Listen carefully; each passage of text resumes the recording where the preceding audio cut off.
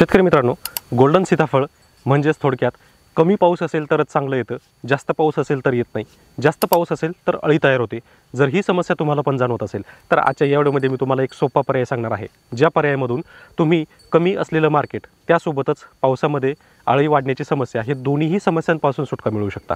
कशी तर ते आज आपण या व्हिडिओमध्ये जाणून घेणार आहोत। मित्रांनो नमस्कार, मी स्वप्नील स्वागत करतो तुमचं पालवी ॲग्रिको या आपल्या यूट्यूब चॅनलमध्ये। मित्रांनो, पालवी ॲग्रिको तुम्हाला नेहमीच नवनवीन व्हिडिओ तसेच माहितीपूर्ण व्हिडिओ घेऊन येत असते, त्यामुळे व्हिडिओ शेवटपर्यंत नक्की पाहत चला। तसेच व्हिडिओमध्ये तुमची प्रतिक्रिया आम्हाला नक्की कळवा, जेणेकरून आम्ही काही बदल आणखी तुमच्यासाठी करू शकतो।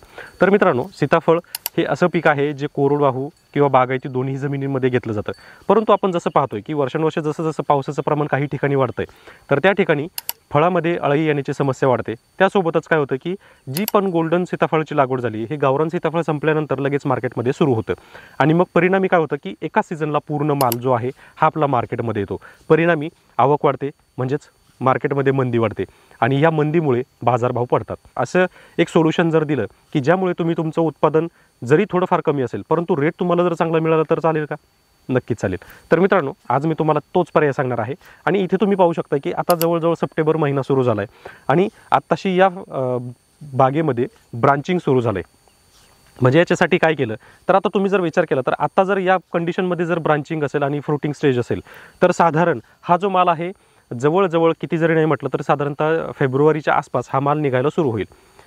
तर हे नियोजन करताना तुम्ही एक लक्षात घेतलं असेल की आपला जो माल असतो हा साधारण डिसेंबर जानेवारीपर्यंत संपून जातो आणि त्यानंतर मार्केटमध्ये सीताफळ राहत नाही, परंतु हे सीताफळ आता मार्केटमध्ये साधारण फेब्रुवारी महिन्याच्या आसपास निघेल, म्हणजे त्यावेळेस मार्केटमध्ये सीताफळ असणारच नाही। परिणामी रेट जो आहे हा अतिशय चांगला मिळेल आणि कॉम्पिटिटिव्हली त्या पिरियडमध्ये फळसुद्धा कमी असतील।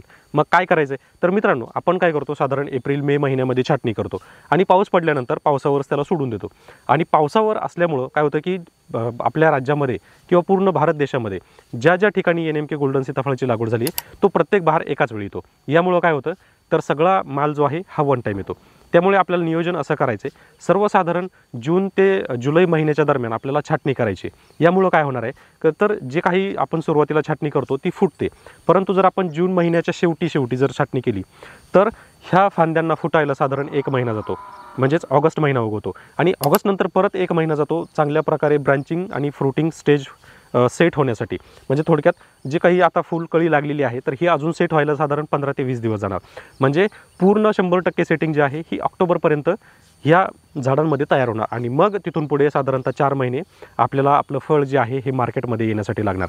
म्हणजे जर विचार केला तर साधारणतः नोव्हेंबर डिसेंबर जानेवारी आणि फेब्रुवारी महिन्यामध्ये आपला हा जो माल आहे हा मार्केटमध्ये असेल। तर मित्रांनो, तुम्हाला पण जर असं मार्केट घ्यायचं असेल तर तुमचं जे जजमेंट आहे किंवा तुमची जी टेक्निक आहे ही तुम्हाला साधारण 1.5 ते 2 महिना पुढे सरकावी लागणार आहे। यामुळे काय होईल की सर्वसाधारण 20% तुमचं उत्पादन जे आहे हे घटणार आहे 100%, परंतु आवक वाढल्यामुळं जो काही रेट साधारण 100 रुपये किलोचा किंवा 80 रुपये किलोचा जो दर आहे हा मंदीमध्ये सर्वसाधारण 20 रुपये किलोपर्यंत येऊन थांबतो।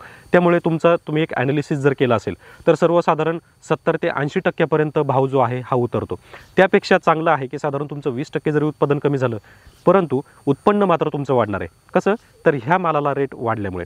त्यामुळे मित्रांनो, ह्या गोष्टीवर नक्की विचार करा आणि सीताफळामध्ये जर तुम्हाला सक्सेस व्हायचं असेल तर हा एक बहार किंवा हे एक नियोजन तुम्ही आपल्या प्लॉटमध्ये करू शकता, ज्यामध्ये तुम्हाला चांगल्यात चांगलं फळाची साईज मिळेल, कारण फळांची संख्या जी आहे ही मेंटेन राहील, त्यामुळे फळांची साईज होईल, 1 नंबर 2 नंबर माल जास्त मिळेल आणि यामुळे तुम्हाला रेटही चांगला मिळेल, त्यामुळे पैसेसुद्धा तुमचे चांगले घडतील।